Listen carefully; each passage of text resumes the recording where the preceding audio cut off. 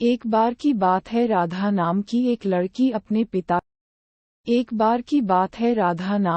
लड़की अपने पिता के साथ रहती थी। उसकी माँ बचपन में ही गुजर गई थी। वह अपने घर का काम करती फिर कॉलेज जाती थी। कॉलेज जाते समय वह रोज रास्ते में एक जगह पक्षियों को दाना डालती थी। उसके घर में भी 2 पक्षी थे, उनको भी वह रोज दाना डालती थी। एक दिन उसको पक्षियों को दाना डालते जमींदार के बेटे ने देख लिया। उसने अपने पिता से जाकर राधा से शादी करने की इच्छा जताई। जमींदार ने राधा के पिता से बात करके अपने बेटे की शादी राधा से करा दी।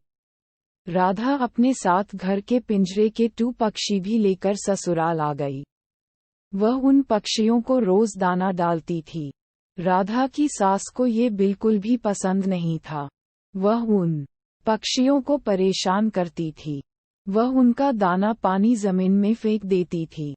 एक दिन राधा की सास ने पक्षियों का पिंजरा ही जमीन पर फेंक दिया। उसे ये करते हुए राधा ने देख लिया। राधा ने मना किया तो उसकी सास ने राधा को ही डांट दिया। इन सब बातों से राधा परेशान रहने लगी। एक दिन राधा के पति ने परेशानी का कारण पूछा तो उसने सारी बात बता दी। उसके पति ने राधा को पक्षियों की भलाई के लिए उनको पाक में छोड़ने की सलाह दी। अपने पति के कहने पर राधा ने उन दोनों पक्षियों को बाकी के पक्षियों के साथ पाक में ही छोड़ दिया।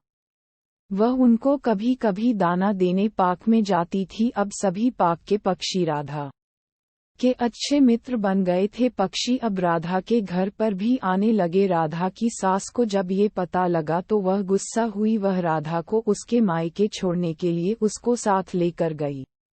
रास्ते में कुछ चोरों ने राधा की सास के गहने चुराने की कोशिश की। तभी राधा के पक्षियों ने आकर चोरों पर हमला किया जिससे चोर भाग गए। इसके बाद राधा और उसकी सास घर ही लौट आए। अब राधा की सास की सोच पक्षियों के प्रति बदल चुकी थी। उसने राधा से कहा कि अब हम दोनों चिड़िया को दाना देने चला करेंगे और पहले के 2 पक्षियों को घर वापस लेकर आएंगे। ये बात सुनकर राधा बहुत खुश हुई। मॉरल ऑफ द स्टोरी सीख। इस कहानी से हमें ये सीख मिलती है कि हमें जानवरों से अच्छा व्यवहार करना चाहिए।